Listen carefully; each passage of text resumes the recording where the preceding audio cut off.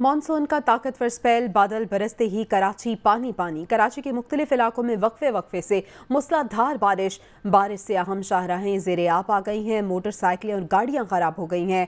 बारिश से नाले भी भर गए हैं और नशेबी इलाकों में पानी जमा हो गया है। कराची में बारिश के बाइस शहरियों को शदीद मुश्किलात का सामना है।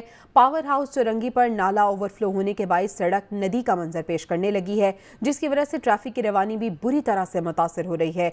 मजीद तफसीलात जान लेते हैं इबादुल्लाह खान से। जी, बात बताएगा, क्या सूरत हाल है?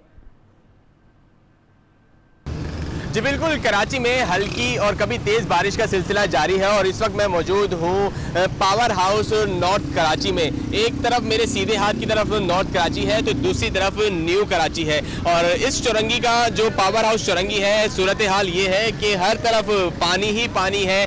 गंदा नाले का पानी इस वक्त सड़कों पर आ चुका है, जिसकी वजह से शहरियों को शदीद मुश्किलात का सामना है। कई लोगों को देखा कि गाड़ियाँ सही करते हुए नजर आए और कई जो कारें हैं वो भी हमें फंसी हुई नजर आई है, जिसमें बैठे खवातीन, बच्चे, फैमिली, हर कोई परेशान नजर आ रहा है। इस वक्त बारिश रुकी हुई है, लेकिन बारिश का पानी जो नाले के अंदर मिक्स होकर इस वक्त सड़कों पर आ चुका है, उसकी वजह से काफ़ी मुश्किलात का सामना है। मेरा कैमरामैन अगर इस साइड पे दिखा सके, ये रोड जा रहा है फोर के चौरंगी सुरजानी की तरफ और इस वक्त यहाँ से जो आने वाला नाला है वो इस वक्त ओवरफ्लो हो गया है और वो सारा पानी रोड के ऊपर आ रहा है और ये रोड पर पानी जमा होकर आगे नागन ब्रिज की तरफ जा रहा है, जिसकी वजह से पूरा रोड जो है अप एंड डाउन दोनों रोड बारिश के पानी के अंदर डूब चुके हैं। तालाब का मंजर पेश कर रहा है, जिसकी वजह से शहरियों को शदीद मुश्किलात का सामना है और इंतजामिया हमें कहीं नजर नहीं आ रही।